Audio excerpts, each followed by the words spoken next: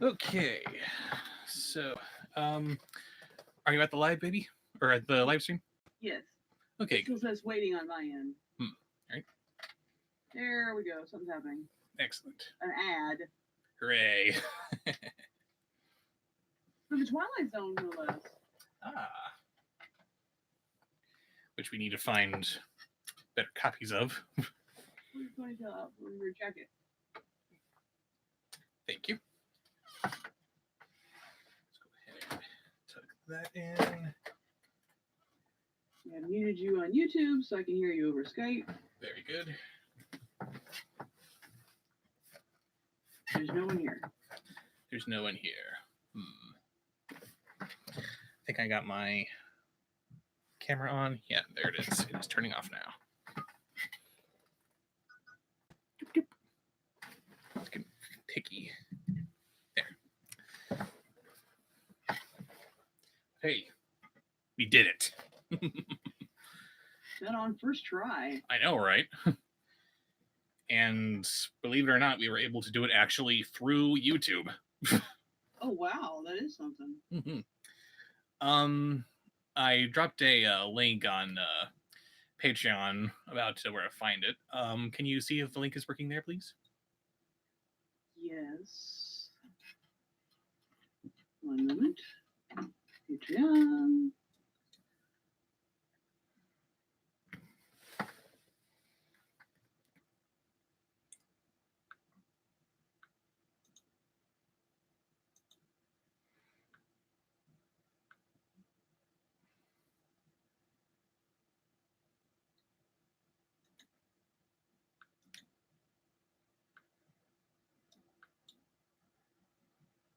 Yes. It's working. It's working. Excellent. So now we're just waiting for people to show up in chat. Did you post the link to Patreon, to the Patreon post on your social media? I did. Okay. But I need to write a comment on that page saying, hey guys, be sure to click on the video itself so we can get you in chat. That's a good idea. Otherwise, we cannot find you. We're going to hear your requests. No. There it is.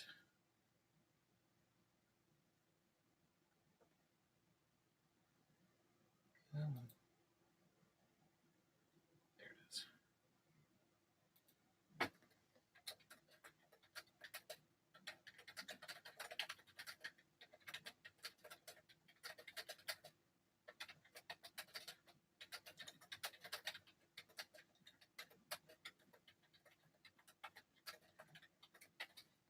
Be sure to click on the video itself to join us in chat. We need to hear your requests for voices.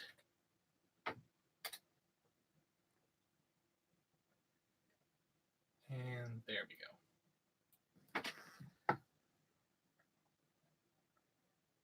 So now we play the waiting game.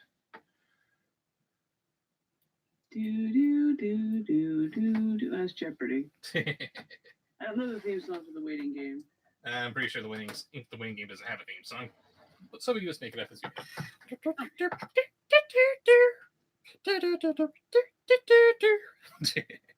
I don't think that's the theme song for the waiting game either. No. The dating game? Yeah, it's a dating game, yeah, but it works. Let's see. While we are doing that, I'm going to see if I can find us a fun little playlist of music to work with. Let's see. If no one shows up, that means that I get to pick all the voices. That'll work. Guess which one we won't be doing? Captain Jack Sparrow? Oh no, we're going to do that one. Oh, I thought you didn't like him. Hello, Paladin Frost. Thank you for joining us. We got one! We were so alone. Yeah, I like that. We finally get here on time, and nobody's here to say, hey, Rob, Raven, you're actually on time. Although we are a day late, so I count against us. Really, I mean, we're really freaking late. I guess. It's been a week, guys. It's been a week. It has been. And because it's been such a week, thank you, Raven, for joining us. Oh, what? Well, I was just saying thank you for joining us in spite of it being such a week. Are you talking to me? Sorry, I think I dozed off. Exactly. Classical reading, or classical music for reading. Mozart, Chopin, Debussy, Tchaikovsky. Sure. Link. So classy. So non-copyright restricted. Maybe. You know? You never know. Although I do. Oh my god! Go to YouTube's. Go to YouTube or Incompetech. Incompetech. You can't afford any copyright strikes, man. This is true. Well,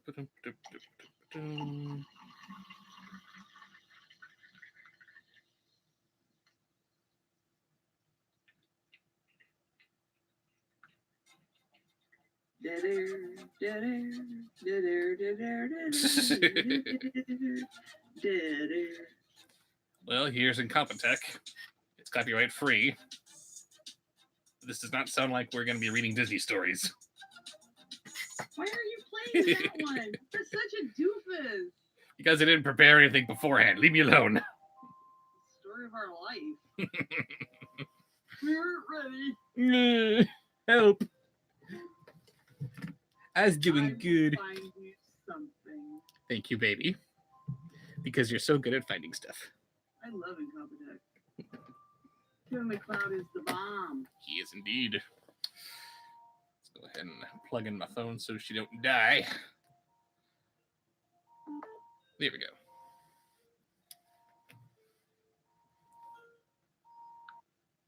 I had to register. How many other folks we got in chat?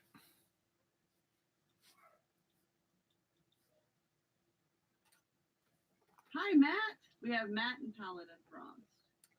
Hello, Paladin Frost. Hello, Matt. Paladin Frost, quick question. For those who donate $100 or more, do we have the option to ask for the t-shirt and not the USB? If we get to the t-shirt level, which we don't know if we're going to, then you'll get both. Or if you want one and not the other, then okay. You don't have to have it. But it's not an either or thing. If you donate $100 or more, and we do the t-shirts, if we reach a stretch goal, yes, then you'll get both of the USB and the t-shirt. And if you don't want the USB, just let us know, and you don't have to have the USB. No, we're gonna force you to look at pictures of us. Take the prize, damn it! Right. Pardon me while I register. Register. Oh god, I'm tired. Gmail does not start with an M. The G comes first. In case you didn't know. Now you know. And knowing is half the battle.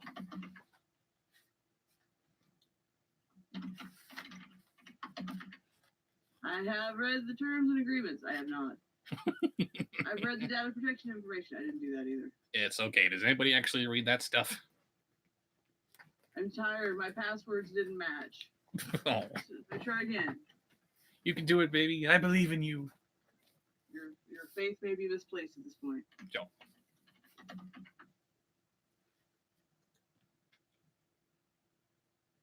Yes, save the password.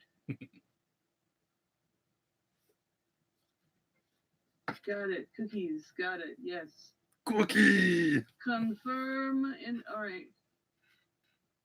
All right, I confirm. Can I have the search options now, please? I was gonna say, what is this we just registered for? Baby? It says use the search option.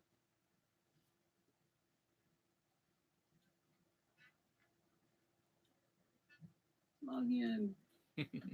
This used to be easy. What happened to you, Kevin McLeod? An error occurred. Uh-oh. I did not.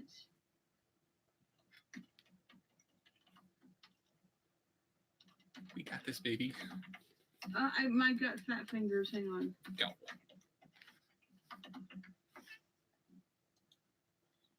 Keyboard's being uncooperative.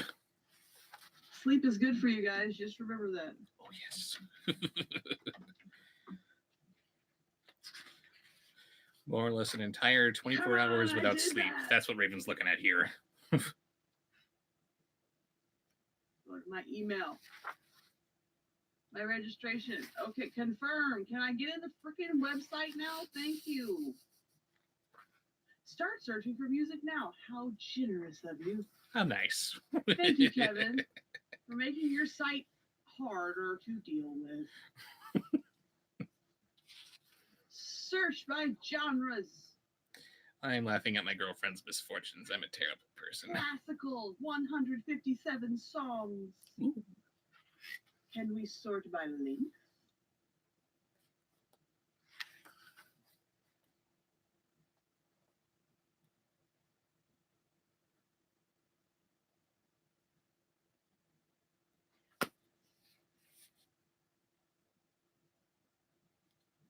How's it looking? It's looking like I can't figure out how to sort. Sort. It is sort. Sort is the word I was looking for. By length. I'm trying to get something, long. And Raven searching through Kevin MacLeod music. Take 2. And action. Oh, I like that one. I don't know how you're going to do this, but here's one. Let's see here. That's cute. That's a little hardcore for Disney. Let's see what we got. You've used that one before. Have we? I think it's this one. Yeah. I think so. Monkey spinning monkeys. It sounds familiar.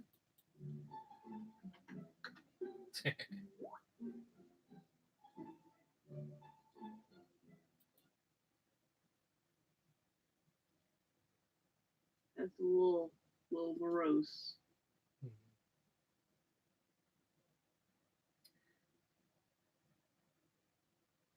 It sounds like we're about to get our freedom from Scotland.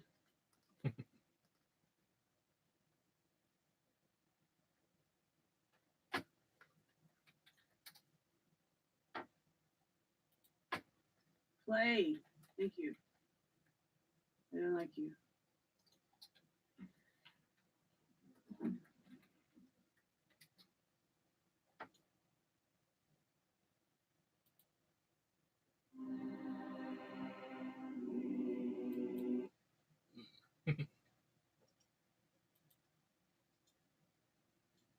Oh, this is always a good one.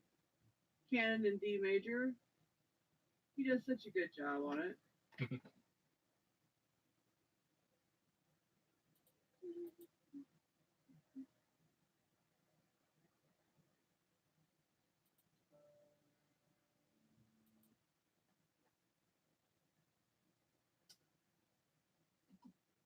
This one's fun. Are there any playlists here? How many more do you think you want?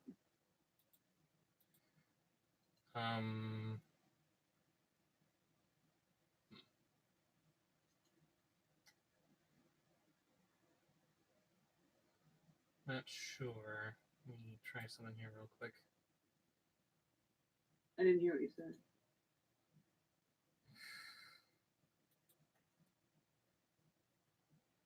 Let's see.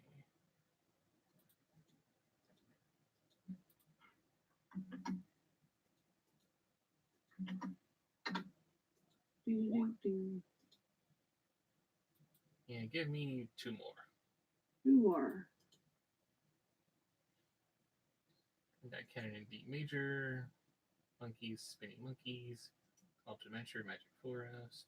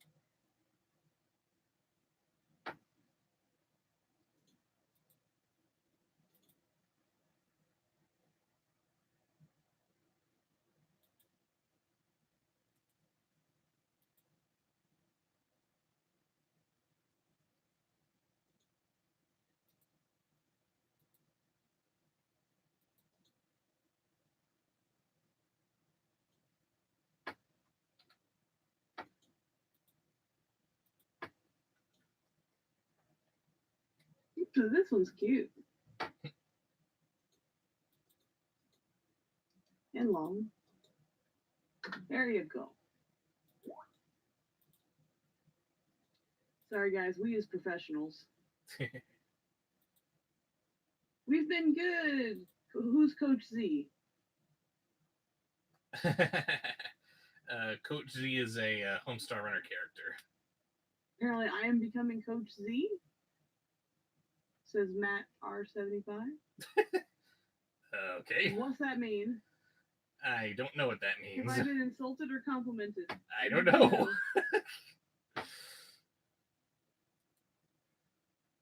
If someone explains what that means, because I don't get it. Because I said sorch. Oh, gotcha.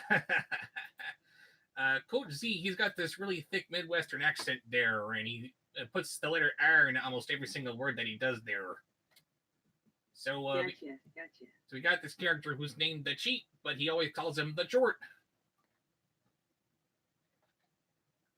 Makes perfect sense there, don't it? Totally. Okay, so we got all of our music there, and we're dropping it into our playlist for the playing. Oh, there we go. Sounds very adventure-y. Let's get this show on the road. Bobsworski's Super Hour. Bobsworski, who's that? Mm-hmm. I know nothing. I don't even know if I'm here. Am I here? I might be. I'm pretty sure you are here. Because otherwise, I have no idea who I'm talking to. Bears. The Bears. You're from Minnesota? Yay, Minnesota. Matt's from Minnesota. Oh, hey there, Matt. I'm speaking to you in your native tongue.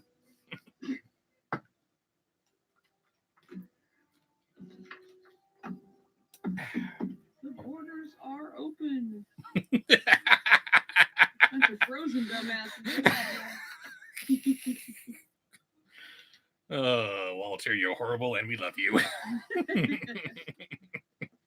Okay, does anyone have any voice? We love it here. If neither Paladin, Frost, nor Matt have any voice requests, I'm going to start making some requests. Are Paladin and Matt still the only ones here? Yeah, so far. Go. Got hundreds of patrons. Come on, people. This is for you. They can always watch the rerun. Yeah, it's true. Video on demand. Mm-hmm. First of all, we have not decided which block of stories to read here yet. We're at a tie. No one voted. No, people voted, but we only got like 2 votes. Oh, someone voted? Mm-hmm. On Storytime? Yeah. What are the options? The options were... Don't read all the story. Tell me which block. The second or third blocks were voted upon. No one liked the 4th block that I put together? I see how you guys are. I'm sorry, apparently not. Alright, let me see. Let me check out this Bobsheaux guy's video announcement.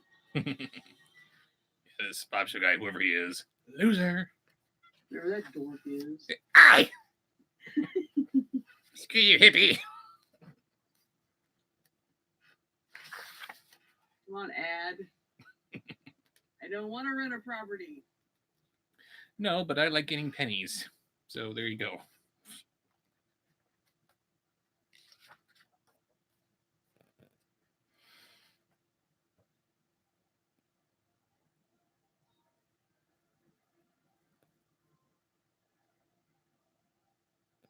Let's do the third block. Third block of stories, okay? Yes.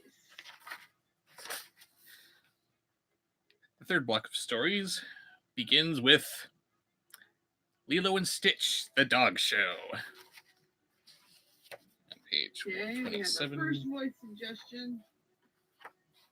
And what do we have? Coach Z. There's no time to start yet. When do we start? About 5 minutes. About 5 minutes. Give more people a chance to show up. Even though we were on time. Seriously, the one time we show up on time and there's nobody waiting for us. Ah. All right, we are ready to go Kill here. time, Helen Frost. What did time ever do to you, dude?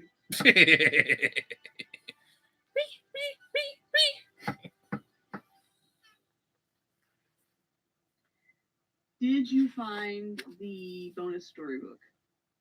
I did not find the bonus storybook that you suggested. It's again under a whole bunch of crap that I gotta dig out here because I live in a tiny little room that's full of shit.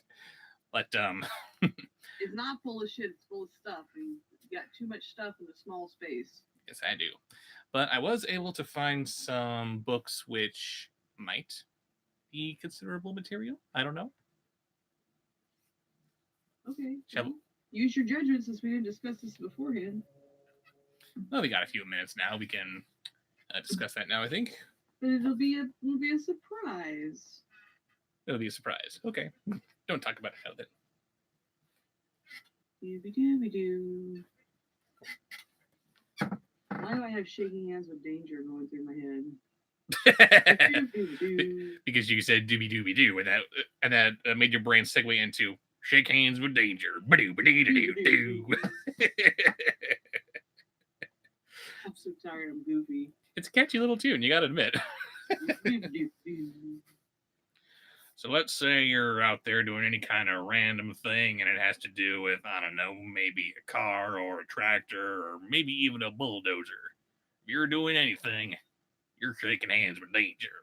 Ba-dee-da-dee-da-doo-doo. And there's nothing wrong with being goofy.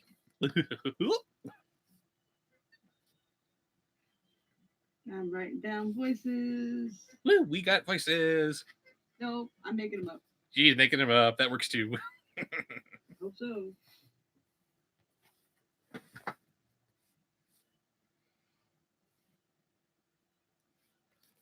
Doo-ba-doo-ba-doo-ba-doo.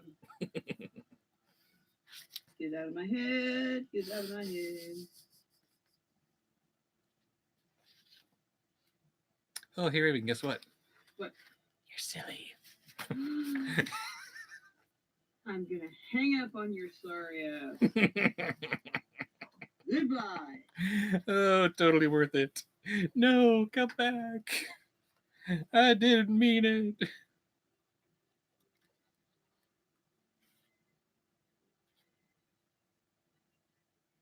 I blank on a name for a minute.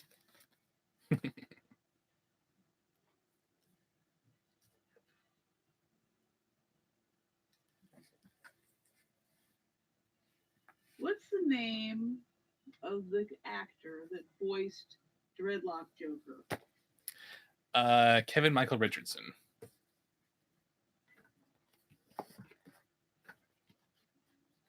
We do love us a little bit of Richardson every now and then. Yeah, we forgot him last time. We did, didn't we?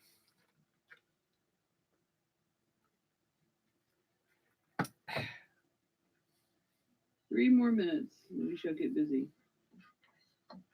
Do we want to be live for that? Hee You are so bad. And you love it. That's true, but seriously, I can't spell Vader. Vader. ER. Please, guys, I'm so tired. Forgive me. I am absolutely goofy. Poor baby. But of course, it's okay when you call yourself goofy. Anyone else says that and they are dead. Well, I figured if I had said, forgive me, I'm stupid, you probably would have objected. Yeah. But Goofy's okay. And yes, Goofy is actually okay in spite of your objections.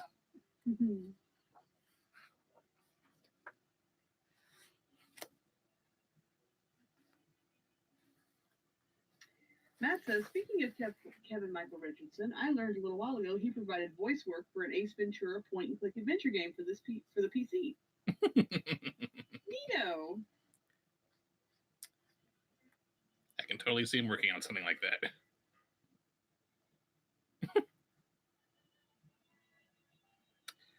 Well then, That's interesting.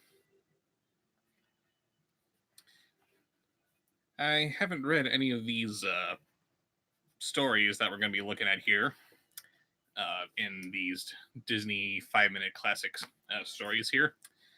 But I'm skimming through some of these images, and it would appear as though in the Robin Hood story, there is a trap door in the middle of Sherwood Forest, which leads to Prince John's castle. Which apparently Maid Marian knew about, but Robin and Little John didn't. Think that might have come in handy with the whole siege going on in the movie there, Maid Marian? Maid Marian? Yes. Eddie is your joke. He's talking about Robin Hood's portrayal in movies and how they're always played by Americans. Where is the Maid Marian? Let us kiss with tongue. Oh my god.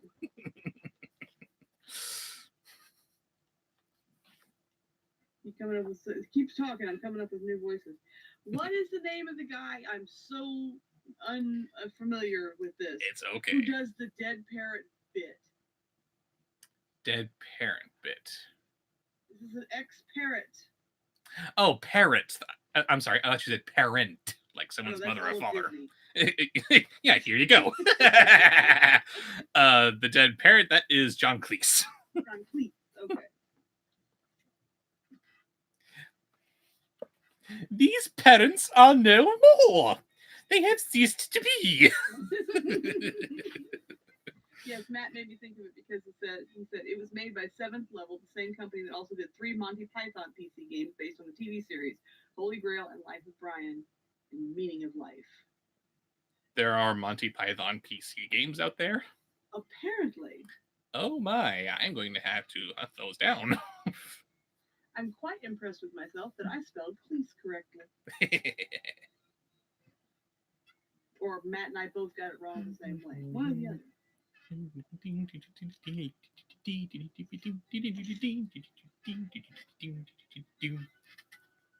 Pardon me, I'm just jamming into the music here. I don't hear any music. No? Anyone in channel hearing music? The music? Because I'm listening over Skype instead of over YouTube. I don't know if that makes a difference. Skype can be touchy. Yes, Skype is very touchy.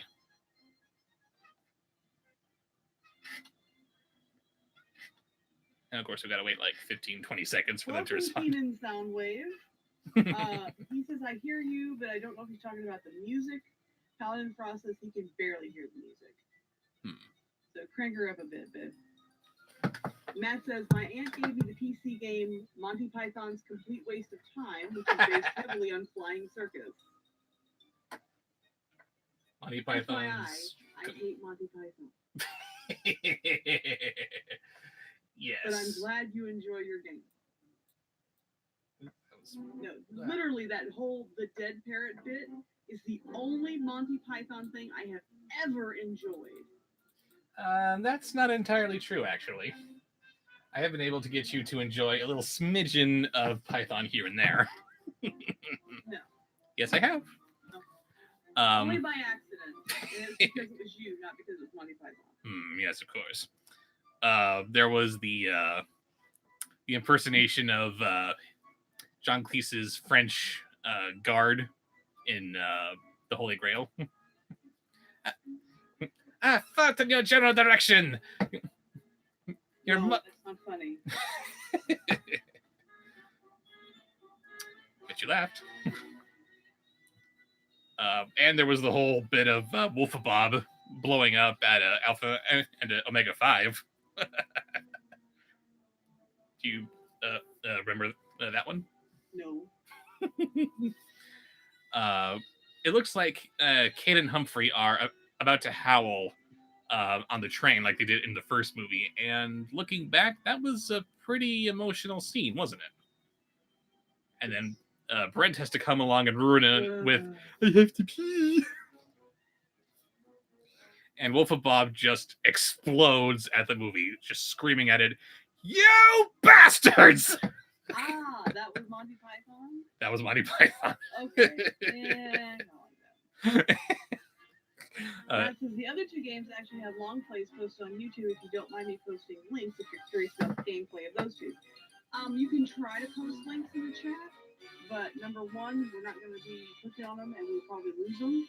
And number two, it may not let you post links. I'm not sure how touchy YouTube chat is. I tried to post link to Bobshaux's email, his email address on a comment in one of his videos, and I'm a moderator, and it wouldn't work. So YouTube's got some issues. And because I'm having some difficulty hearing Raven... You're turned away from the microphone. I can't hear you. I don't know about them. I was just saying I had to turn down the music a little bit here because I was having some trouble hearing you. Weird. Okay. Yes, much rather hear my lady than the music. So, are we ready to begin? Sure. Any more new people in chat? Or shall we just go? Yes, Keenan Soundwave showed up. Keenan Soundwave, nice to see you. It says there are 4 watching now. That probably includes me. So we have Keenan Soundwave, Paladin Frost, and Matt R75. And you, yes. Dennis, you guys just throw out the voice suggestions and I'll fit them in between the few that I've come up with. Mm-hmm. And the first one is Coach Z. Lilo and Stitch, the dog show. In the middle of the Pacific Ocean, on the little island of Kauai, there lived a little girl named Lilo and her pet Stitch. Lilo was no ordinary girl. She loved doing everything her own way. I said, oh my God. Oh yeah. And Stitch was no ordinary pet. He was an alien from outer space. Every weekend, Lilo went to a dance class with the other girls from her town, while Stitch waited patiently outside. But today was different. Today there was another pet waiting outside with Stitch. Which is apparently this little snooty poodle thing. Next voice. Okay. First, Matt, I did allow it. So, if it shows up for you, I something about archive, I don't know. Anyway, next voice, Tommy Wiseau. When dance class was over, Lilo's classmate Myrtle introduced Lilo and Stitch to her new dog. Oh, hi, doggy. Her name is Kashmir. She's a purebred poodle. Myrtle scoured down at Stitch, who was eating a scoop of ice cream off the sidewalk. Breeding is so important when it comes to pets, she said. Ouch. Oh, God. Breeding is so important. Is that why there were so many uncomfortable love scenes in the room? Oh. And my baby's sick. Belly button sex.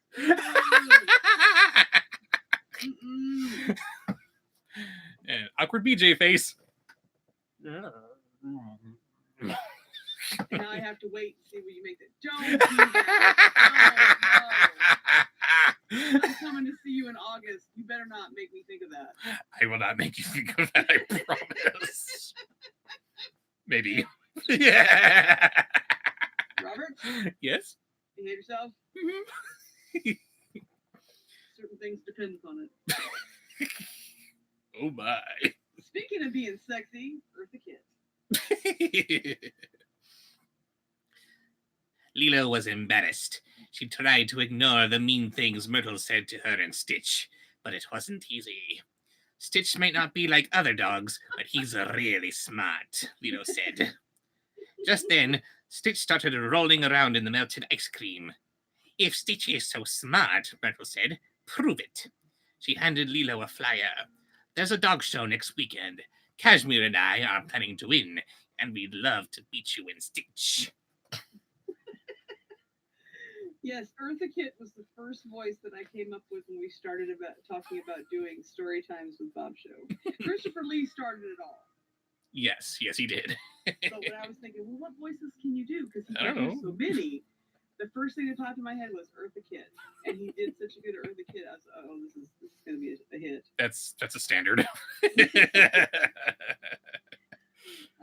how about some Macho Man Randy Savage? Oh, yeah! Myrtle waved as she and Cashmere strutted away. Lilo and Stitch both growled, and Lilo crumbled the flyer into a tight ball. Stitch nuzzled against Lilo. He glanced around to see if anyone could hear him. "Brother," he said. But Lilo was already smoothing out smoothing out the dog show flyer. "I can't speak. Oh no!" That's gonna be a problem. "I'm tired of Myrtle being so mean to us. Let's show her and Cashmere what we can do, Stitch." Stitch looked at Lilo and then nodded. "Further." Yeah, trying to do Randy Savage and doing Stitch. Oof. Okay, here's one a little easier on the vocal cords. Kermit the Frog. Kermit the Frog. Oh, hey, check this out. We got the Spot from 7-Up in this crowd here. The next day, Lilo and Stitch showed up at the dog show. They were ready. At least they hoped they were. But as the judges led everyone onto the stage, Lilo started to get nervous. She was glad her sister, Nanny, had come along to cheer them on. And she's nervous as she apparently has to run Stitch through a bunch of Sonic the Hedgehog rings. Okay. Oh, man. Meow? And speaking of he who started it all, Christopher Lee. "Welcome, everyone," a friendly man with a microphone announced. Yes, this is the friendly man. "Welcome, everyone. Let's start the show with a classic." The man gestured to a row of hoops. "Whichever dog can clear these hoops the fastest will win this round. Up first, Lilo and her dog Stitch." Lilo sized up the rings. It would be a tight fit, but she was sure Stitch could zoom through them. Yeah, Christopher Lee talking about rings. What could possibly go wrong? Okay, how about some Miss Piggy? "Oh, go, Stitch, go!" Lilo shouted. Stitch took a deep breath and then ran toward the rings. He grabbed the first ring and immediately shoved it in his mouth. He managed to swallow it whole and then chomped down the next 4 rings. He ran happily to Lilo and whispered, "Clear!" "No, Stitch," Lilo sighed. "You were supposed to jump through the rings." Stitch's ears drooped. "Sorry." He burped and then looked back at the shocked audience. "Well, that's one way to clear the rings," the man with the microphone said. "It's a good thing we have some extra rings for our next contestants." Soon the extra rings were set up. Cashmere spit through them and happily bounded back to Myrtle. Shaggy from Scooby-Doo. Shaggy from Scooby-Doo. Just a moment.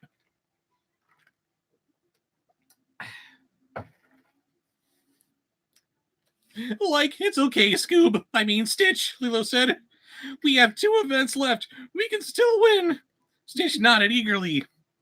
"On to the next challenge," the man with the microphone shouted as the judges placed 3 tubes in a zigzag shape of the ground. Zigzag shape. I approve.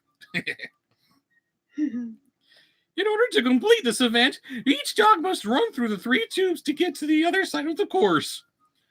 Lilo and Stitch were up first again. "Like, I know you can do this, Stitch," Lilo said. "Just try not to eat anything."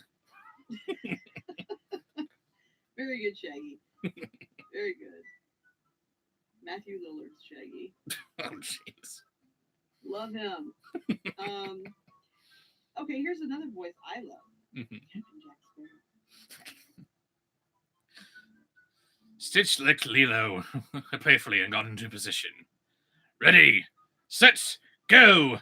the man with the microphone yelled. Like a bullet, Stitch shot out from the starting line and ran toward the first tunnel. But instead of running inside the tube, the powerful alien smashed through the sides of each tube, running in a straight line from one side of the course to the other. Oh, that's interesting. And kind of stupid. While poor Lilo just face-palming the entire time.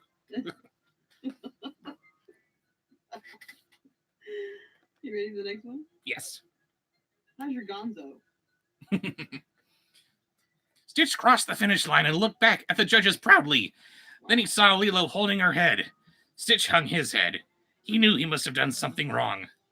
It's okay, come here, boy, Lilo called to Stitch. When Stitch reached her, Lilo said, I don't think they're going to give us any points for that one, but we still have one event left. Stitch watched sadly as Cashmere easily navigated the extra tubes. She and Myrtle had so many points, there was no way for Lilo and Stitch to win now. So sad, but it's still terrific. Now I wrote down, I can't remember their names. I'm so bad about this. Yes, I do remember who I was trying to say. Strong Bad. The last challenge was to cross a balance beam. They don't have an extra balance beam, so you'll have to go last, Myrtle told Lilo. Lilo wanted to say something mean back to Myrtle. That was mean. But she took a deep breath instead. Good luck, Cashmere, she said through gritted teeth. She was wishing death on Cashmere. Lilo watched as Cashmere crossed the balance beam. She was perfect. One of the judges even said that she'd never seen a dog with more poise. Lilo and Stitch waited for every other dog to cross the beam. Finally, it was Stitch's turn in this competition. Next. Okay, Stitch. Okay, Stitch, run as fast as you can, Hero said. Stitch nodded and raced toward the beam. One quick hop, and he was already halfway across the thin platform. He turned back to smile at Lilo, but as he did, he tripped on the beam. Stitch scratched at the side of the beam. Most dogs would have fallen onto the side, but Stitch was no dog. Spoiler alert. He used his alien arms to keep crawling along the bottom of the beam instead. The crowd gasped as Stitch dismounted on the other side. I think we better go, Lilo said quickly. Yeah, that's not normal. That's disqualification right there. And maybe followed by some kind of biopsy. Which Megatron, Keenan? Yeah. He does multiples. Yes. Do them all. You just do Megatrons. Lilo ran to Nanny and asked her to take them home. Don't you want to stay for the results, miserable Earth germ? Lilo shook her head. No, I think we all know who's going to win. She watched as one of the judges rushed to shake Myrtle's hand. Stitch whimpered beside Lilo. He felt bad for not doing better at the show. It's okay, Stitch, Lilo said. It was my fault. I should have given better instructions. Nanny watched as Lilo hugged Stitch. Oh, they're such sad losers.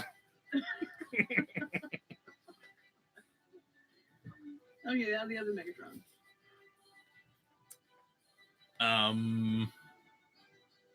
Actually, those are the only two I really know. Okay.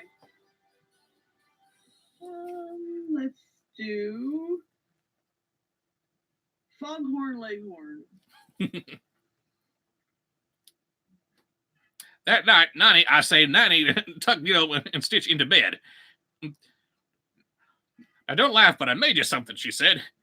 Nanny pulled out two large flat rocks strapped in shiny tinfoil. They're supposed to be metal, she said. Lilo and Stitch turned the rocks over. On the backs, Nanny had written their names and the words, most creative. You did finish all the challenges. You just did them your way. Thank you, Nanny, Lilo said, giving her sister a hug. Yes, thanks for Nanny, Stitch said, joining the hug. He may not have won the dog show, but he had something even better. A family that loved him no matter what. Hooray for participation medals. Yay! And yes, when things don't go your way, just say, no, I didn't lose. I was just being more creative with it. Exactly. What's our next story? The next story is 101 Dalmatians, Detective Lucky. Let's start with the original Mr. Grinch. I can't remember. I don't remember the name of the actor that did him. Boris Karloff. That's the one. A blustery wind was blowing outside, but the Dalmatian puppies, all 99 of them, were snug and cozy in their new house. The puppies crowded around Nanny, who was reading them a bedtime story. Whoa, bedtime storyception here. Lucky loved bedtime stories. He especially loved ones about detectives. He wished he could be a detective. Did he? I don't know. Next voice. The Grinch, Jim Carrey. When Nanny's story was over, Pongo and Perdita tucked the puppies into bed. But Lucky wasn't tired, not even a little bit. He couldn't stop thinking about all the mysteries he would solve if he were a detective. One by one, the puppies drifted off to sleep. Soon Lucky was the only one still awake. Suddenly his ears twitched. Creak, squeak, bang! What was that strange sound? Lucky bolted upright. Maybe this was it, the mystery he had wished for. Maybe the sound was a clue. That's so good. Thank you. The Grinch, Cumberbatch.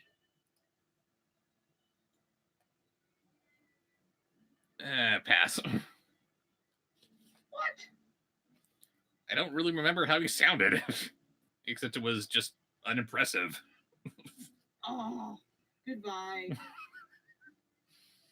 Ooh. Yes, I know. I'm horrible for not liking that movie. Throwing rotten tomatoes at you.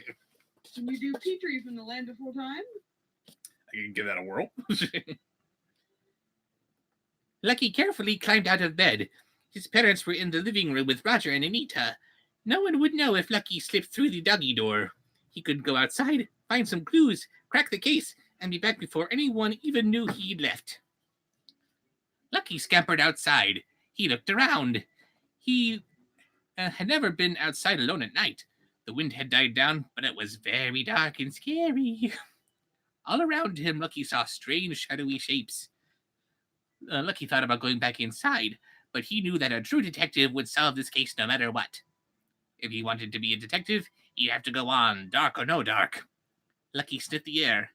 An unfamiliar smell made his nose twitch. Maybe it was another clue.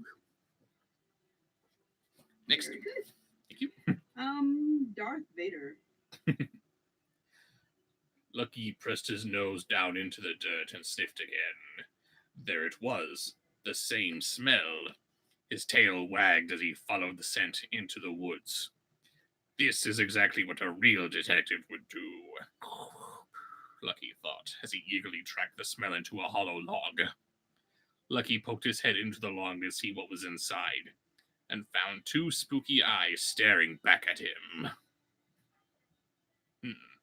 Lucky looked into the dark side, you can say. Do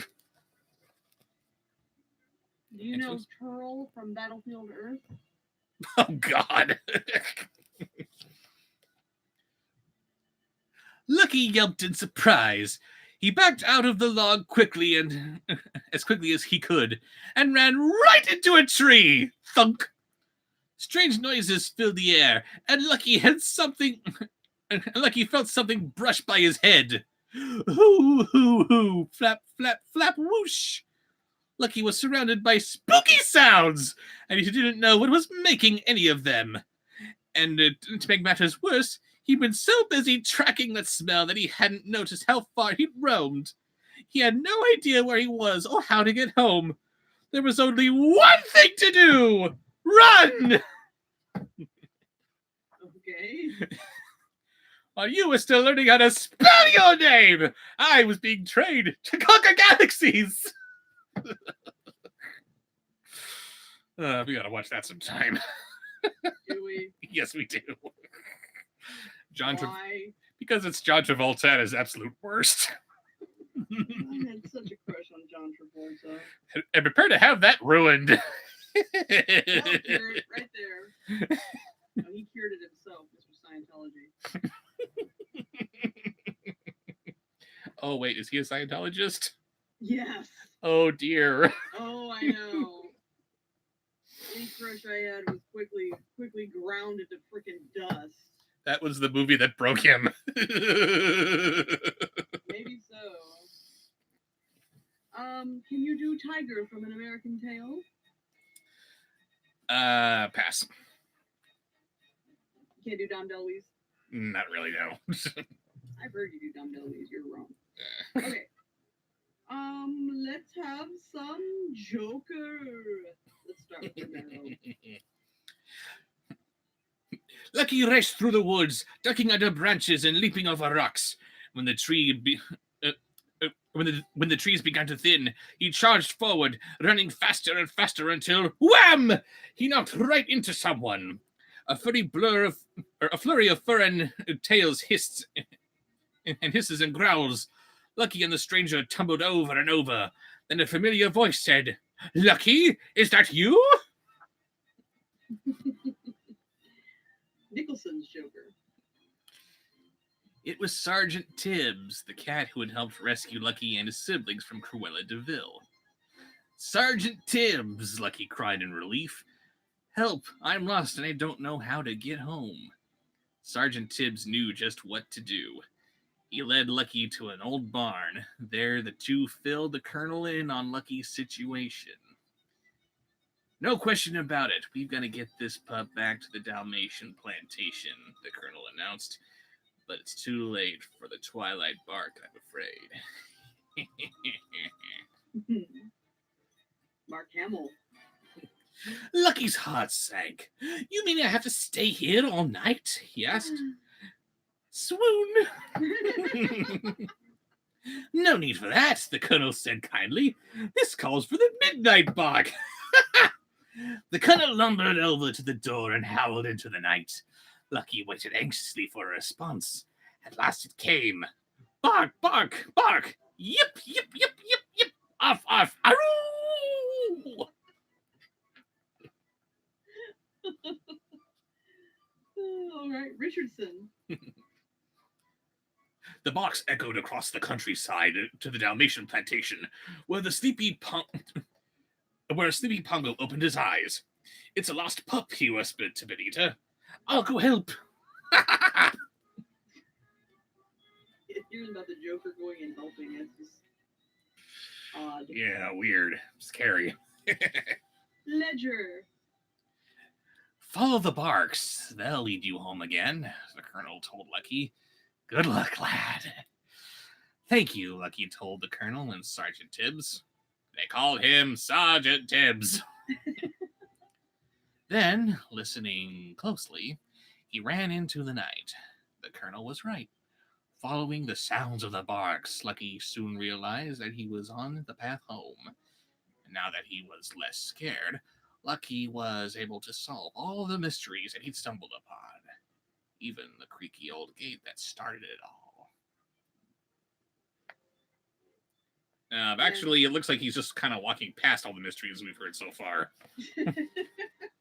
I mean, in the log he looked into earlier, we got a little raccoon, the hooting and the flapping of feathers. That was this Archimedes owl, apparently. But he's not even acknowledging them. He's just walking past them. So, hooray, Detective Lucky. And the only other Joker that we have yet, since we don't speak of him, Cameron Monaghan. Is it Monaghan or Monaghan? I don't think Is I've the never G heard silent? of it pronounced Monaghan. But you have heard Han? I've never heard the name Monaghan. I've heard the name Monaghan. No, either way. I have to look it up one day. Back at the Dalmatian plantation, Pongo was shocked to see Lucky bound up to him. "The Midnight Bark was for you?" he asked. Dad, I solved the mystery," Lucky exclaimed. "Just like a real detective." "Tell me about it in the morning," Pongo whispered as he led Lucky back to bed. "And no more mysteries tonight!" You know? I love him. I don't want to see Robert Pattinson be Batman. I want to see David Mazouz.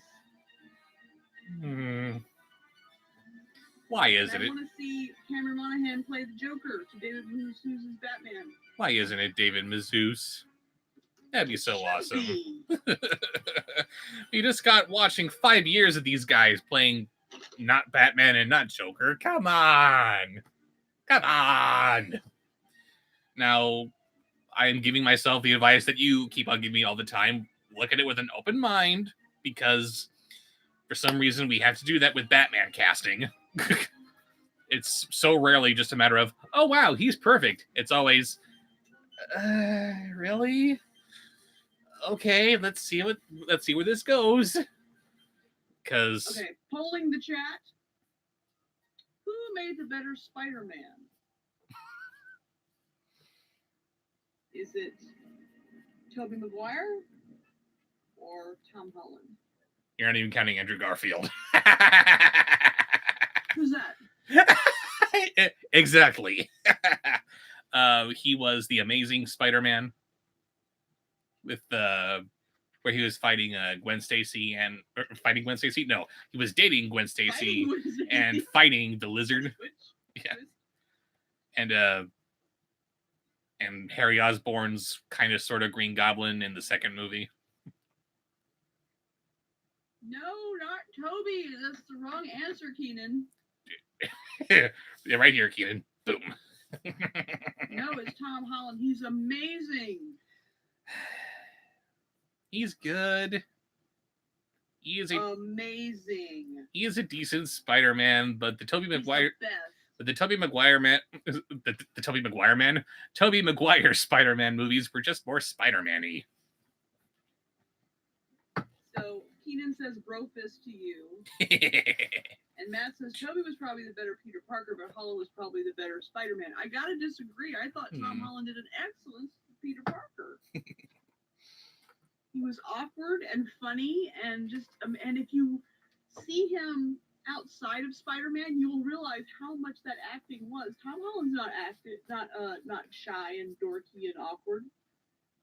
He's pretty cool. He's a pretty cool guy, and he has all the confidence in the world. If he pulled off shy and reserved. Well, yeah, wouldn't you with the track record he's had so far? Right? I'm Tom frickin' Holland. Exactly. Anyway, you guys can be wrong. I still love you. Shall we go on to the next voice? Yes, one last voice for Lucky, and then we move on to the next story. Skeletor. Yeah. Lucky agreed and snuggled up next to his siblings, ready to fall asleep after his big adventure. Suddenly, his ears twitched. Croak, squeak! What was that strange sound? Maybe it was a clue! Yeah, that's how we end. And for some reason, he's listening to a frog up in a tree. Okay. The next story is Dumbo's Snowy Day. And wow, this is weird. Apparently, the train Casey Jr. actually is alive, and he's able to contort his face, apparently, depending on his moods. He's plowing through a track covered in snow, and it looks like it's giving him some trouble. That's not creepy or anything. Oh, it's not. Yeah, Tim Burton's Casey Jr. was less creepy than that thing. How is your Medea? Pass. Okay. Sorry, Colin. Welcome, Colin. Yes. Hi, Colin. Yes. Do we have any new people to say hello to? Colin. Hi, Colin. Warm rod. Warm road. I'm sorry for mispronouncing your name. Colin. We have Colin. We have Colin. Yes, that's what matters. Yes. Next voice. How's your Ace Ventura? Alrighty then. Dumbo was a very special elephant. With his huge ears, he could soar through the sky like a bird. Dumbo performed in a circus with his mother, Mrs. Jumbo. One chilly day, the circus animals were on their way to a new town, but their train, Casey Jr., was struggling to get through the falling snow. His wheels slid on the icy railroad tracks. Finally, Casey Jr. decided it was too dangerous to keep going. The train came to a stop, and everyone waited for the snow to pass. and it is pronounced Warmbroat. Warmbroat. Warmbroat. Thank you, Colin. Warmbroat. We've been terrible. We don't know how to pronounce your name, but thank you now. Mama Cat. Oh, God. I am currently dating a Southerner, and for this, I apologize. Dumbo was happy that the train had stopped. He had never played in the snow before. He felt like it was awful strange, and as he tried to walk through it, the snow pressed against his feet like cold sand. "You can do it," said Mrs. Jumbo. She gave him a gentle little nuzzle. Soon Dumbo got the hang of walking through the snow. He liked the crunch, crunch, crunch sound he heard with every step. Honey child. Two last sentences, then we'll stop with that voice. Okay. All morning, Dumbo and his mother played in the snow. They gathered snowballs together with their trunks. They made snow elephants. Even played hide and seek. But Dumbo and his mother explored. But as Dumbo and his mother explored, they got farther and farther away from the waiting train. Oh no! You don't have to apologize to me as a Southerner. We don't talk like that, honey child. No. Mm-mm. But do you talk like this? Because there's right and there's wrong. I've heard more sound like Derek Savage. Oh, jeez. But he's from. What is he, a native California? I was gonna say, but he's from Hollywood. Oh, yeah, he's from Hollywood. And because Hollywood, Florida. maybe, I don't know. But because this is a Disney story we're talking about here, of course, the random birds are flying around with little scarves and fluffy hats. Of course. Boring birds. Next voice. Eddie Izzard. Suddenly, Dumbo slid down a steep hill. He called for his mother to follow him, but when she reached the bottom of the hill, Mrs. Jumbo realized that she couldn't climb back up. Dumbo tried to push, he tried to pull, but nothing worked. Mrs. Jumbo stepped farther down the rope toward a sharp cliff's edge. "You will have to fly off and get help," Mrs. Jumbo told him. Oh no. So off Dumbo flew as fast as his ears could take him. Yes. As he soared towards the train, the wind began to blow. It pushed harder and harder against him. The snow stung his eyes, and the cold nipped at his toes. Do elephants have toes? Yes, they have toes. I don't know. They just got those stumps they're walking on. But they have toes. Okay, I don't know. They're not actual stumps. Again, totally not a biologist, said the guy who didn't know what an elephant seal is. Good grief. Finally, Dumbo's ears... Yes. Thank you. You can stop reminding me. Finally, Dumbo's ears got so cold he couldn't fly. As he waited for the wind to pass, he worried about his mother. And then he got buried in snow and died. The end. Terrible. Next voice. Yosemite Sam. Yosemite Stamp. Yes. Yosemite Sam. Ooh, once the wind died down, Dumbo raced back to the train. Quickly, he gathered all the animals together so that they could help. "What are we waiting for?" Timothy Q. Mouse cried. "We've got to save Mrs. Jumbo." Dumbo led his friends back to the cliff. By the time they found Mrs. Jumbo, the windstorm had pushed her even further off the cliff's edge. The animals knew they had to think of something fast. "Oh dear," worried the giraffe. "How can we get down there to help?" As it looks like Dumbo is just kind of hovering here. Weird. Next voice. It takes a while for me to see the picture. I hear you, Ah, yes. but it takes me a minute to see the picture on the lag. Mr. Rogers. Timothy snapped his fingers. He had an idea. "Everybody line up," he shouted. He ordered the animals to grab one another's tails. At the front of the line, the ostrich leaned over the cliff to take hold of Mrs. Jumbo's trunk. It almost looked like Mrs. Jumbo's junk. 1, 2, 3, pull, Timothy yelled. Yes, pull on Mrs. Jumbo's junk. There you go. Oh my god. Why are you so inappropriate? Because it's funny. Oh, okay. Next voice? Ready for the next place? Yes. Brain Guy or Observer from MS-T3K.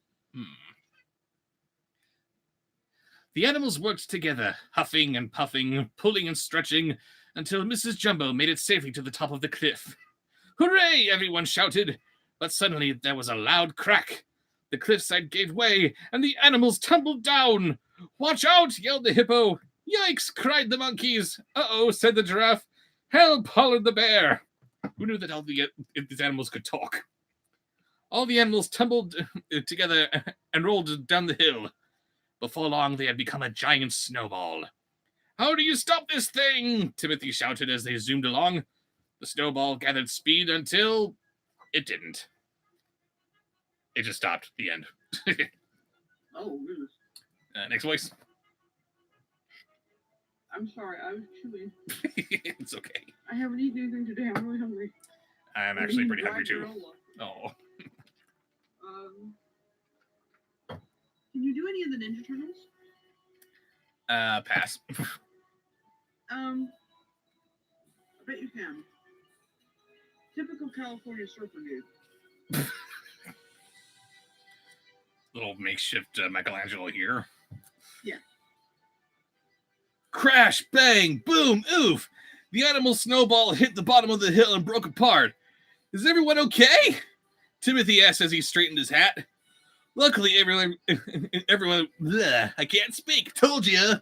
Luckily, everyone was fine, just a little dizzy from their unexpected snow ride. All the animals began walking back to the train. Walking wasn't nearly as fast as riding a snowball, but it was a lot less scary. That was pretty good. Thank you. Donkey from Shrek. Oh, first of all, welcome, Anthony. Anthony, nice to see you.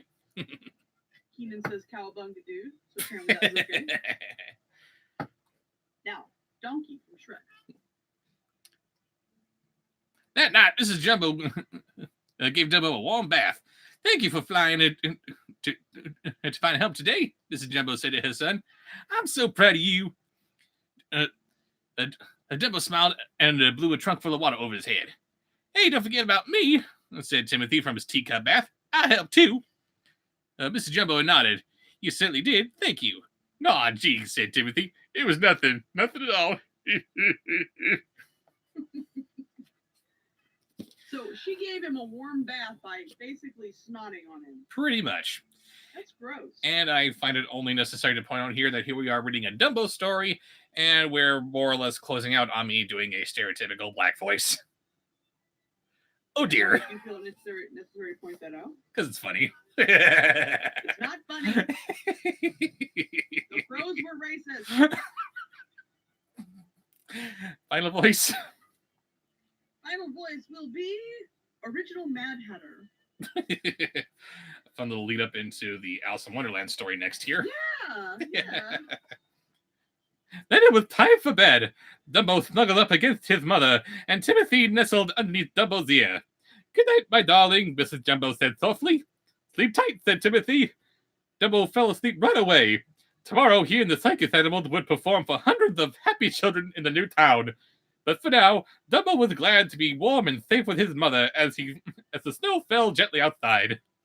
Very good. Thank you.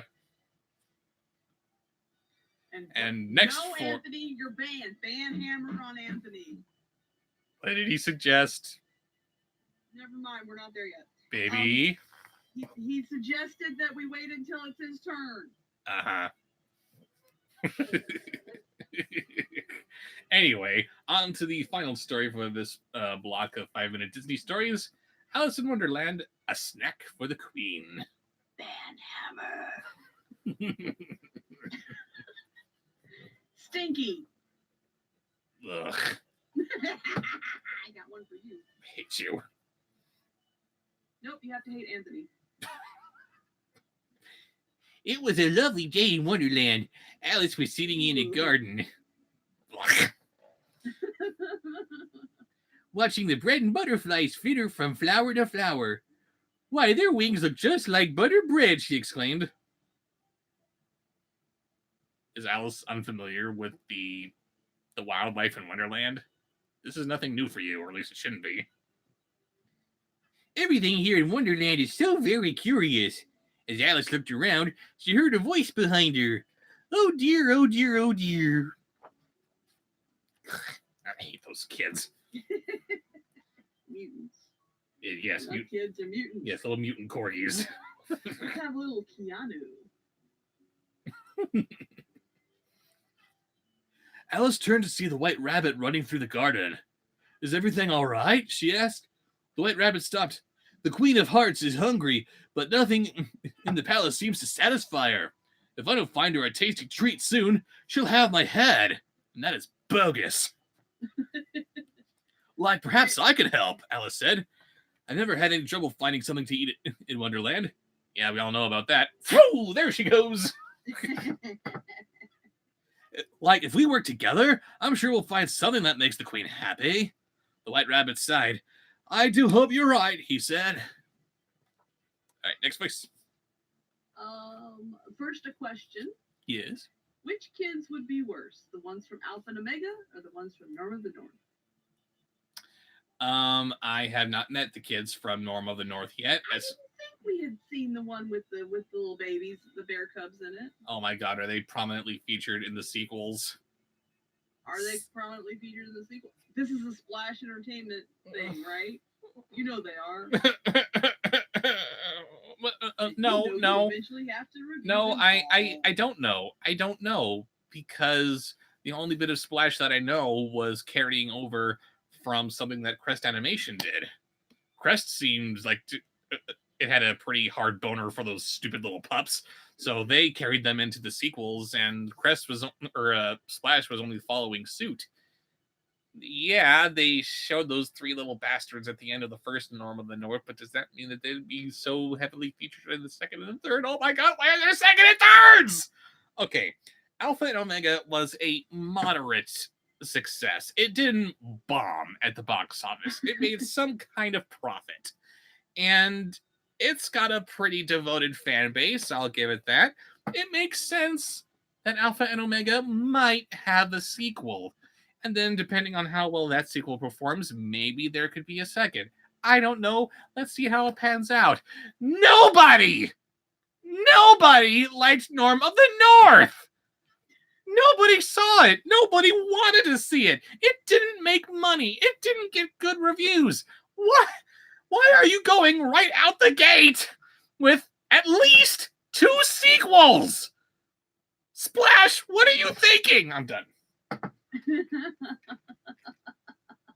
Oh my goodness. Ugh. Well, we don't have to do any more voices tonight. I think we've done enough voices. I think we've had a good time. It's been fun. Baby, What? did somebody make up a suggestion for a new voice? He asked while Dance Macabre suddenly started playing. Maybe. Is it a voice that I know how to do? Yes. Is it a voice that you don't like very much? Yes. But is it a voice that they do like? Yes. At the end of the day, is that not what matters? At the end of the day, fuck you. Lord God. There are children watching. Sorry. Forget you. Gilbert Godfrey. Forget you.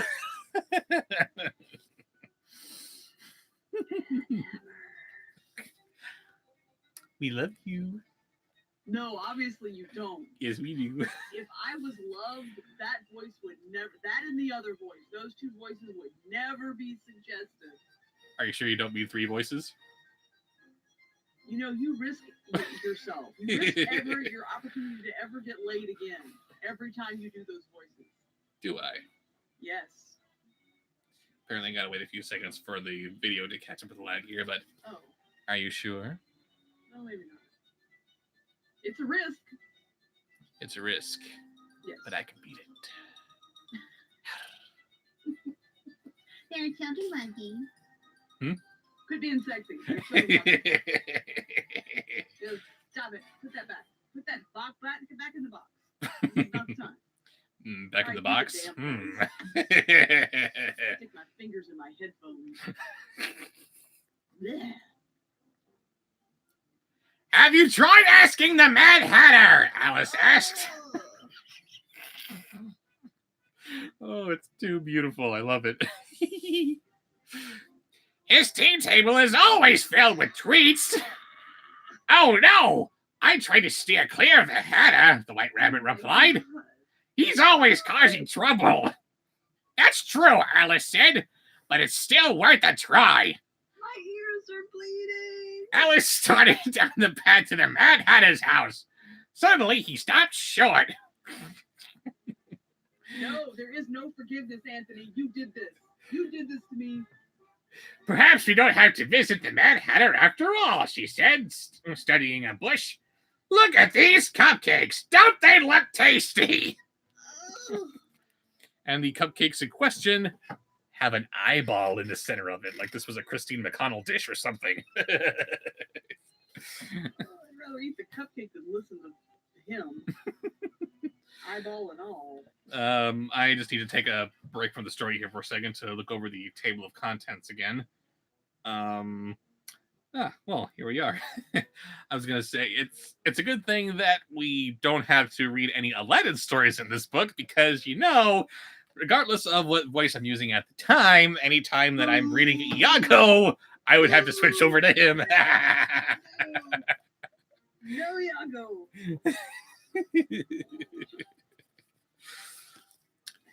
Dirty. Not Dirty again. girl.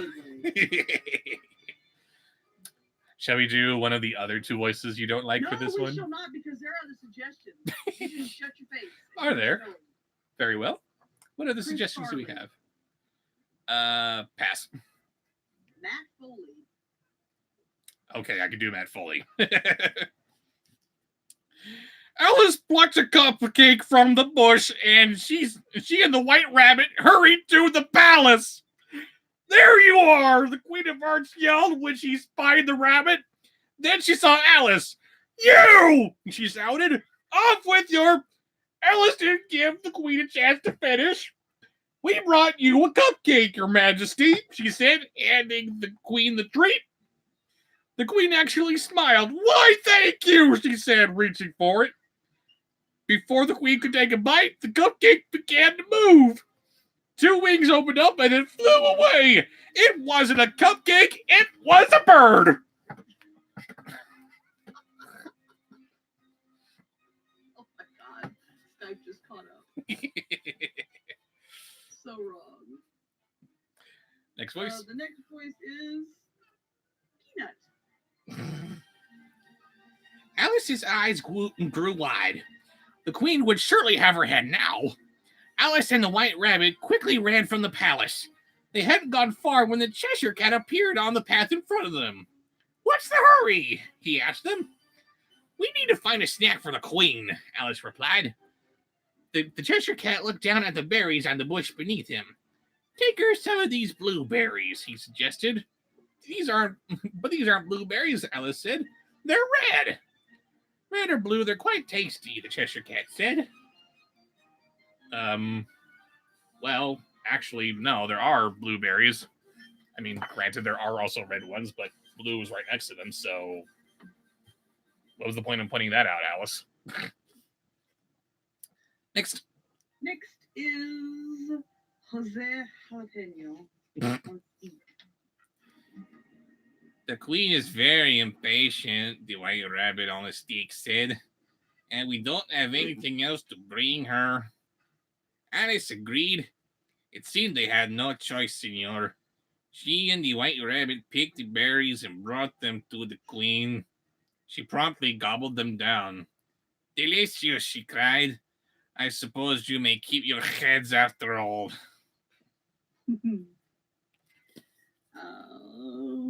Yes, we had. Sorry? Captain Barbosa. But then the Queen noticed something. Her fingers were blue. So were her hands and her arms. Uh-oh, she got those blueberries from Willy Wonka. What have you done? She shrieked. Oh dear, Alice said. That must be why the Cheshire Cat called them blueberries. They look red, but they turn blue when you eat them. Okay, that's actually pretty clever. Good. Yes, good on a Wonderland. Eat red berries, you turn blue. Eat blueberries, you turn red. You're sadistic. Fix me, the Queen yelled. The White Rabbit nervously tapped his paws together. Whatever will we do? Next. Cosmo from Fairly Odd Parents.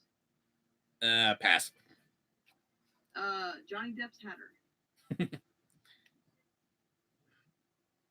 I have an idea, said Alice. She ran back to the bush where they had seen the Cheshire Cat. Next to it was a bush with blueberries.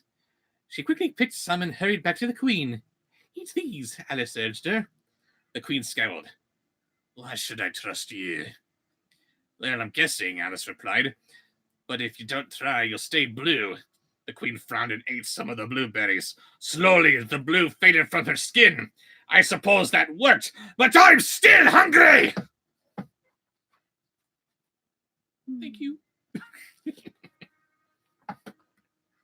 So refreshing, like a palate cleanser.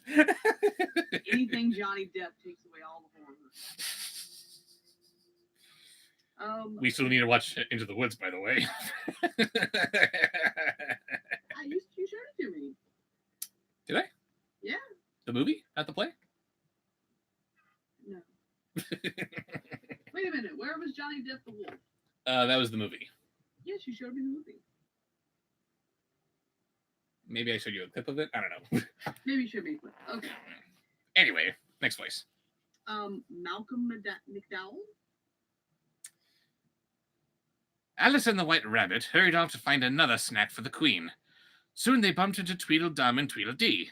The twins were dancing and singing a silly song. When it comes to treats, we're not picky. We love a treat that's sweet and sticky. A snack you can eat when you need something quickie. It's lollipops for us. Don't ever mention quickies again, you freaks. Okay, Anthony, you are banned for realsies. Oh, God. You're out of here. What did he say? For you. Baby? Banned. Baby? What did he suggest? It's not his turn. What did he suggest? He suggested a name that we're not to yet. Do Wilder's Wonka. Alice noticed that each one was clutching 2 handfuls of yummy-looking lollipops. Excuse me, she said. We just happen to be looking for a tasty treat for the Queen. May we have a lollipop? If it's for the Queen, we can't say no, said Tweedledum. So take a lollipop and go, finished Tweedledee, handing Alice a bright red lollipop. Well, 2 naughty, nasty little Wonderland characters gone. 2 good, sweet little Wonderland characters left. Very good. Mr. Garrison? Alice and the White Rabbit quickly brought the red lollipop to the Queen of Hearts. Said the Queen. I do like lollipops, and it is the perfect color. Let me give it a try. She licked the lollipop and smiled. Then her face turned a bright red with heat. Spicy, spicy, she yelled. Somebody get me some water. While the guards rushed to help the Queen, Alice and the White Rabbit slipped away from the palace again. That's it. I'm going to the Mad Hatter's house, Alice said. I'm sure he'll have a good snack for the Queen. Next. The Madagascar penguins. Pass. Oh, come on. Can't you do some penguins? Not really. Fine. I'm sorry, what? Pee-wee Herman.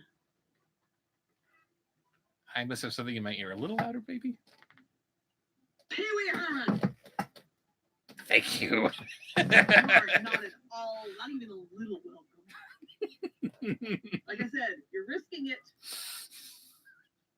This is not the image you want of you in my mind. This will not be the image in your mind, I assure you. I don't know. Pretty hard to get out.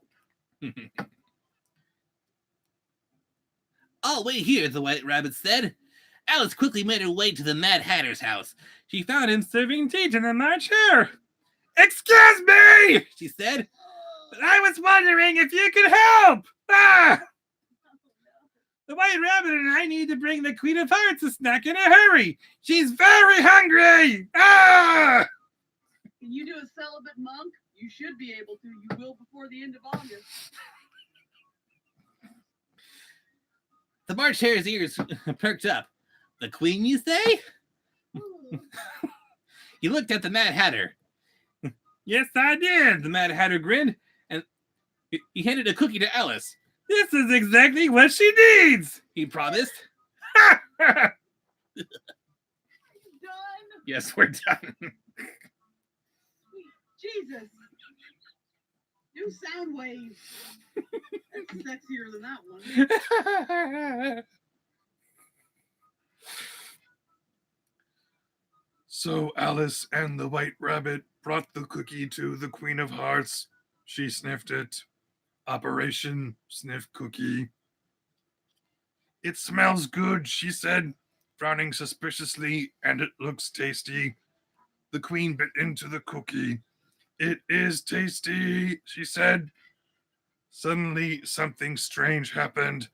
The Queen began to shrink. She got smaller and smaller until she was no bigger than the cookie. Red Queen inferior. Last one. Let's make it a good one. Sweeney Todd. I need something. Gods! Gods! Off with their heads! She yelled. But her voice was so tiny and squeaky that the gods didn't hear her. Alice and the White Rabbit hurried away. The Mad Hatter was right, Alice said with a giggle. A cookie is exactly what the Queen needed. And now my image in you has been restored. Yes, it has. So are we on to the bonus books, or is there another story? I've lost count. Nope, that was the final story in Disney 5-minute classic stories. That was that. There's more. They'll show up again. Oh yes, definitely. But as for classic stories, because we didn't prepare any of this at all, I got a series of books here from which we might be able to take a peek. You know, just a little bit at a time here, and we can continue on with future live streams, starting with a series of unfortunate events, The Bad Beginning, The Haunting of Hill House by Shirley Jackson, Frankenweenie, adapted from the Tim Burton film, The Complete and Unabridged Works of Edgar Allan Poe, and The Ultimate Hitchhiker's Guide to the Galaxy by Douglas Adams. I've seen the movie. I was not impressed, but I've heard the book is better. The book is a lot more dry. It's a lot more British than the movie, if that makes sense. Yes, it does. I think you might like it. I vote for. Well, what do you guys want? Yes, we must feel the room out first.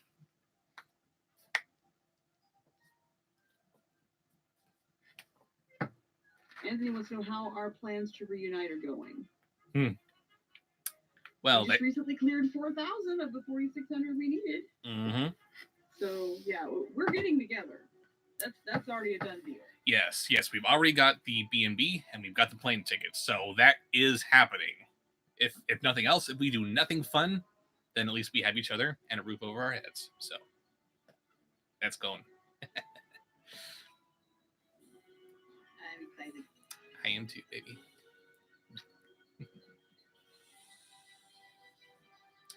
We have 2 votes. And what are those votes? Anthony, who's on my list, and it's not my Christmas card list, wants a series of unfortunate events. And Keenan Soundwave wants Edgar Allan Poe. Colin wants Edgar Allan Poe. Oh dear. I want Edgar Allan Poe. You want Edgar Allan Poe. Just so we can read his unknown tribute to you, right? Of course. Colin Frost votes Poe. Okay. Poe it Poe is. it is. We are reading from Edgar Allan Poe. He said while trying to look spooky. Let's see here.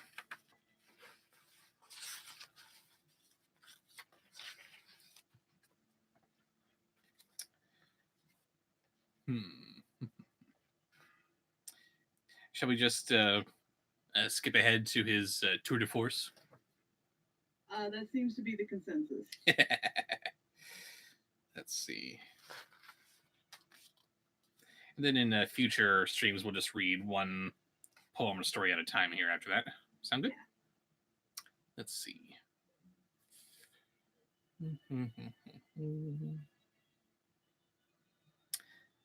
The Raven and Other Poems are at the back half of the book here, starting on page 707. Dun, dun, dun, dun, dun, dun.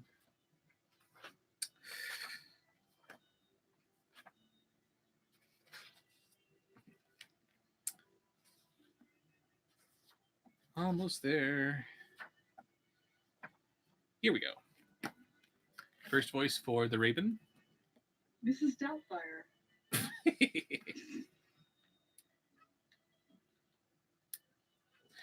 Once upon a midnight dreary, while I called my loved ones dearie, over a many quaint and curious volume of forgotten lore, while I nodded, nearly napping, suddenly there came a tapping, as of someone gently rapping at my chamber door. "'Tis some visitor," I muttered, tapping at my chamber door. "Only this and nothing more." Very good. You? Yoda. Oh, God. Distinctly I remember, for it was in the bleak December, as each separate dying ember wrought its ghost upon the floor. Eagerly I wished... Eagerly I wished the morrow, vainly I had sought to borrow from a book surcease of sorrow, sorrow for the lost Lenore. For the rare and radiant maiden whom the angels named Lenore, nameless here forevermore. There is another Lenore. All right, here we go. Cool cat. Are we just going to try to suck all the dignity out of Poe as he lies in his grave? That seems to be the idea. How goofy can we make it is actually the statement that was made. We've already unearthed the kid. And the silken sad and certain rustling of each purple curtain filled me with fantastic terrors never felt before. So that now it's still the beating of my heart, I stood repeating, "'Tis some visitor entreating entrance at my chamber door. Some late visitor entreating entrance at my chamber door. This it is and nothing more. Yay!" Mr. Poe, I'm sorry. Oh, John Cleese. Presently my soul grew stronger, hesitating then no longer. "Sir," said I, "or madam, truly your forgiveness I implore, but the fact is I was napping, and so gently you came rapping, and so faintly you came tapping at my chamber door, that I scarce was sure I heard you. Here I opened wide the door, darkness there, and nothing more." Will Smith. Deep into that darkness peering, long I stood there wondering, fearing, doubting, dreaming dreams no mortals ever dared dream before. But it was the silence broken and the stillness that gave no token, and the only word there spoken was the whispered word, "Lenore." This I whispered, and an echo murmured back the word, "Lenore." Merely this and nothing more. Next. Save the last passage to do in my voice. Okay. Sean Connery. Back into the chamber turning, all my soul within me burning. Soon again I heard a tapping, something louder than before. Surely, said I, surely there is something at my window lattice. Let me see then what thereat is, and this mystery explore. Let my heart be still a moment, and this mystery explore. 'Tis the wind, and nothing more. He could read the whole thing. Too bad he's an asshole. My God, he sounds good. Do you need a smoke? Mhm. Next voice. Oh, next voice. Yes, come back, Raven. Come back. Sorry. Count Dooku. I do declare.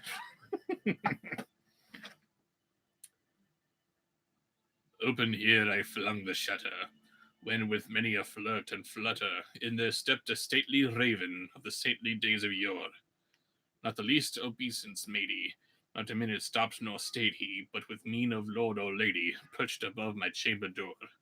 Perched above a bust of Pallas just above my chamber door. Perched and sat, and nothing more.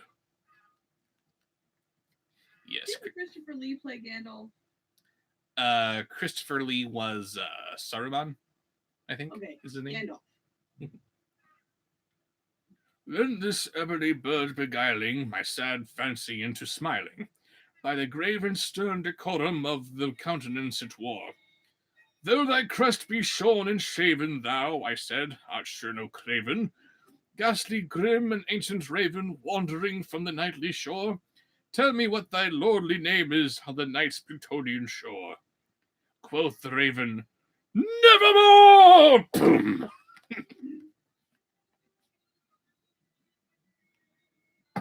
Next voice. Can you do George Carlin? Pass. Stewie Griffin. Much I marvelled this ungainly fowl to hear discourse so plainly, though its answer little meaning, little relevancy bore. For we cannot help agreeing that no living human being ever yet was blessed with seeing bird above his chamber door, bird or beast upon the sculpted bust above his chamber door, with such a name as Nevermore. The bird's name should be Rupert. Vincent Price.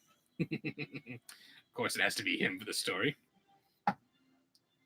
But the raven, sitting lonely on the placid bust, spoke only that one word, as if his soul in that one word he did outpour. Nothing further then he uttered, not a feather then he fluttered, till I scarcely more than muttered, other friends have flown before, on the morrow he will leave me, as my hopes have flown before. Then the bird said, nevermore.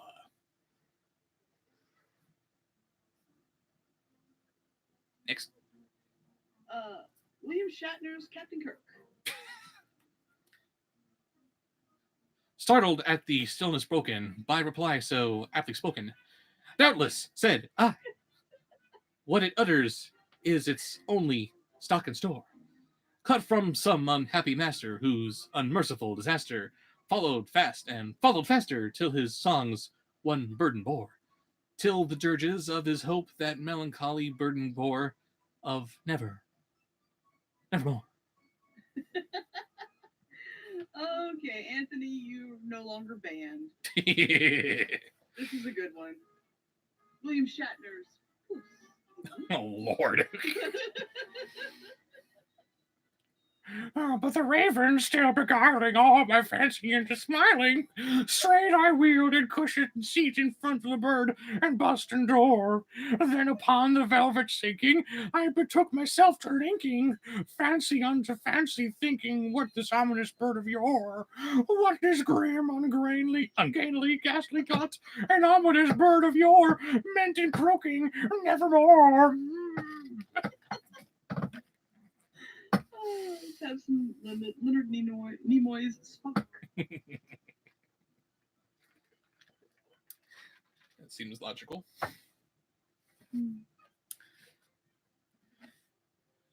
This I sat engaged in guessing, but no syllable expressing to the fowl whose fiery eyes now burned into my bosom's core. This and more I sat divining, with my head at cease reclining, on the cushion's velvet lining that the lamplight gloated o'er. But whose velvet lining with the lamplight gloating o'er, she shall pass, nevermore. Hmm. Always need a palate cleanser after something like that, huh? Yes. God, yes. Inigo Montoya.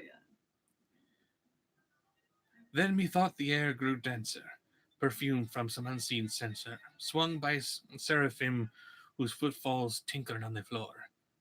Wretch, I cried, thy God hath sent thee, these angels he hath sent thee, respite, and nepenthe from thy memories of Lenore. Quaff, oh quaff this kind nepenthe, and forget this lost Lenore. Quoth the raven, nevermore. Jar Jar Binks. Wait, Dignity, come back. We miss you. Oh, prophet, said I, thing of evil, prophet still, if bird or devil. Whether tempest stead, or whether tempest toss thee here ashore, desolate yet all undaunted, on this desolate land enchanted, on his home by horror haunted, tell me truly, I implore, is there balm in Guyland? Tell me, I implore. Quoth the raven, nevermore.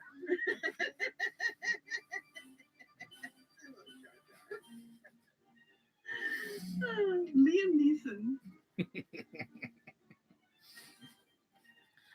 Prophet, said I, thing of evil, prophet still, if bird or devil, but that heaven hath bent us, hath bent above us, by that God we both adore.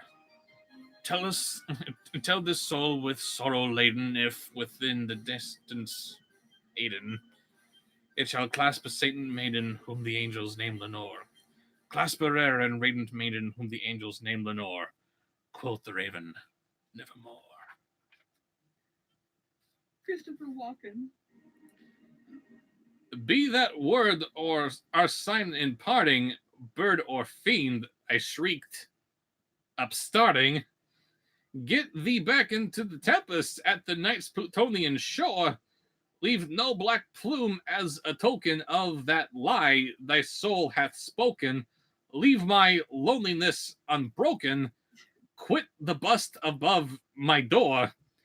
Take thy beak from out my heart. Take thy form from off my door. Quoth the raven, nevermore. Wow. Wow.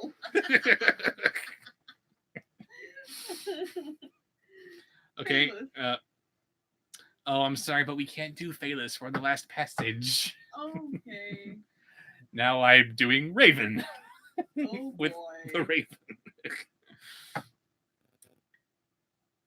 And the Raven, never flitting, still is sitting on the pallid bust of Pallas just above my chamber door.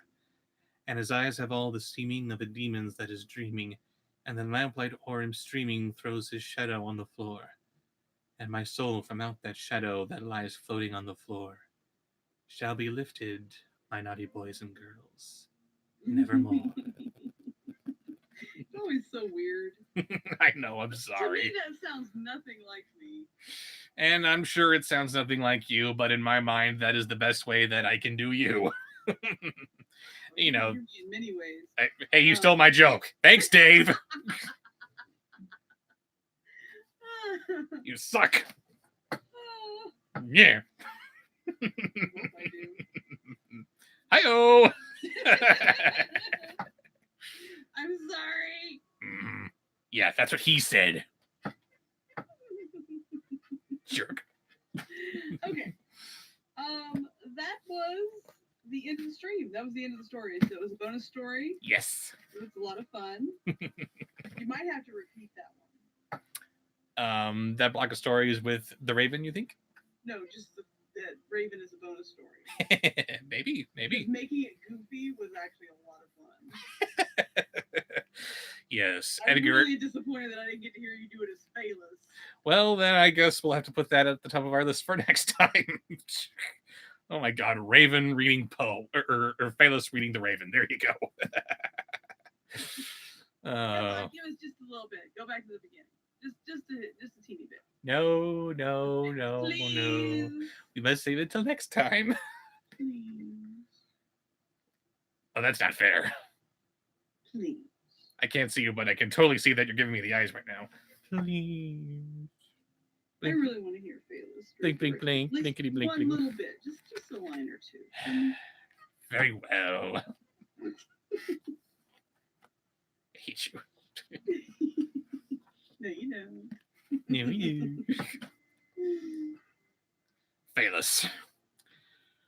Once upon a midnight dreary, while I pondered weak and weary, every many a quaint and curious volume of forgotten lore, while I nodded, nearly napping, suddenly there came a tapping, as of someone gently rapping at my chamber door. "'Tis some visitor," I muttered, tapping at my chamber door. "Only this and nothing more." And he has had multiple girlfriends. He's getting laid. He can't be getting laid with that voice, though. I am not one to judge, because I have had my own less than reputable history with the ladies, current company notwithstanding. So, you know what? Whatever. If that does it for you, ladies of the internet, okay, fine. Don't think that. I think maybe the fact that he's funny. Yeah. But he's not using that voice in the bedroom with anything to get anything other than laughs. I hope not. That is very good. Thank you for humoring me, darling. You are welcome. I gave you Gilbert Gottfried, and I gave you Pee Wee. I suppose I could make you up with didn't give it. those to me. You threw those at me like weapons. The third voice, because you said it was 3 voices. Oh, hello, little spider scampering across my carpet floor. Only this and nothing more. I'm sorry. You're asking about a third voice? Yeah, you said there's 3 voices that mean that you could never get laid. Well, all I will say is that for this next stream that we got going on tomorrow, we are definitely going to make it great again. No. I forbid it. Not that voice. The rivers will literally run dry. Are you quite sure? Oh, well. If you do that voice, no. See, when I went through this series of live streams, you forgot one very important thing, Raven. I'm Captain Jack Sparrow. Okay. Time to turn out the cameras, I think. Yes. The stream tomorrow, by the way, is going to be happening at 10 a.m. So let's see if we can get this next one off with as few hitches as possible, like we did with this one. And thank you. Do it exactly like you did this time. Whatever you did, write it down and do it again, because this was good. Actually, this time I just did it right through youtube.com/webcam. That doesn't always work? It didn't work the last couple times we tried it, but this time, there you go. Damn. Okay, So, hopefully tomorrow we'll have the same. Yes. Well, tomorrow's is patron exclusive as well? Yes, we've got 2 more patron exclusives, and then the 4th and final one will be for that'll be for everybody. Right. Yes. So patrons, be sure to tune in for that tomorrow at 10 Pacific time. I don't know what time it is right now, but we're going on Pacific time because that's all that matters. Right. So any of you guys who are not able to be here at 10 a.m. because you're working, as Keenan says he's working. Oh dear. You can send some voice suggestions, because I ended up having to come up with a lot of them. Yes, there you go. Actually, yes, as soon as this stream finishes, go ahead and write down a couple of voice suggestions either in the comments beneath the video on YouTube. I never read the comments. That's why we're gonna copy them for next time. Oh. That's what I'm saying. We're going to take those comments that are left on either the Patreon page or the YouTube video itself, and then we'll copy those into the voices for tomorrow. Sound good? Yeah, no. Do it on Patreon. Do it on Patreon. Fine. Okay. Chat with on, yeah. In California and where I am in Oregon, it is almost 7 p.m. Oh wow, we've been going on for a while. Yeah. So Colin asked because it's 10 p.m. in New York. He's on the East Coast. Oh, sorry, We're on the Colin. West Coast. Yes, get some shut eye. We're on the West Coast. Best coast is the best coast. Well, thank you all for joining us. This was a lot of fun as usual. And any closing statements, Raven? I haven't eaten anything except dry granola all day, so you got to feed me. Oh, I'll feed you all right. Oh, bye. Thanks for coming, guys. Yes, thank you for showing up as always. And I will see you guys later. Bye.